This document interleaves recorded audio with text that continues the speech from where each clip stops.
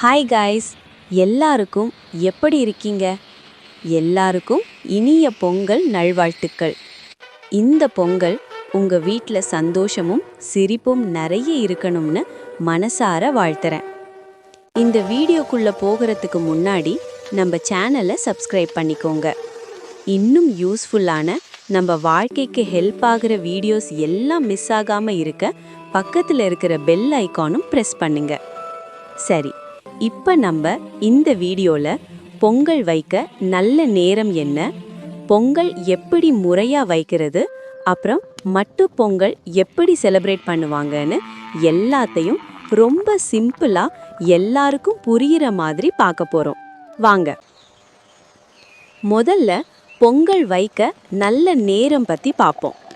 பொங்கல்னா சூரியனுக்கு நன்றி சொல்கிற ஒரு அழகான பண்டிகை. அதனால் சன்ரைஸ்க்கு அப்புறம் பொங்கல் வைக்கிறது ரொம்ப நல்லதுன்னு நம்ம பாட்டன் பாட்டி சொன்ன வழக்கம் இருக்கு. காலை நேரம்ல 7 மணி மேலே ஸ்டார்ட் பண்ணினா வீட்டில் நல்ல எனர்ஜியும் பாசிட்டிவிட்டியும் அதிகமாகும்னு நம்புவாங்க. ஆனால் முக்கியம் என்னன்னா, எந்த நேரத்தில் வைக்கினாலும் மனசில் நன்றியும் சந்தோஷமும் இருந்தா அதுதான் ரொம்ப முக்கியம். இப்போ பொங்கல் வைக்கும் முறை பற்றி பார்ப்போம்.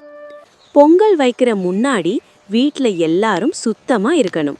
புதுசு போட்டு பானையில் பால் ஊற்றி பால் பொங்குறப்போ பொங்கலோ பொங்கல்னு சந்தோஷமாக சொல்லும்போது நம்ம வாழ்க்கையும் இப்படியே நல்லா பொங்கட்டும்னு மனசில் வேண்டிக்கலாம்.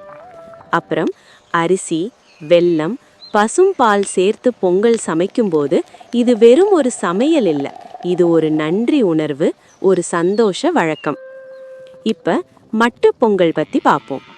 மட்டு பொங்கல்னா நம்ம விவசாயமும் நம்ம சாப்பாடும் நம்ம வாழ்க்கையும் துணை இருந்த மாடுகளுக்கு நன்றி சொல்கிற நாள். இந்த நாளில் மாடுகளை குளிப்பிச்சு அழகாக அலங்கரித்து பூஜை பண்ணுவாங்க. இது நம்ம உழைப்பு, இயற்கை, விவசாயம் எல்லாத்தையும் மறக்காம நினைவு கூர்ற ஒரு அழகான வழக்கம். இதுதான் மக்களே பொங்கல் வைக்க நல்ல நேரம், பொங்கல் வைக்கும் முறை, அப்புறம் மட்டு பொங்கல் பற்றின ஃபுல் சிம்பிள் எக்ஸ்பிளனேஷன்.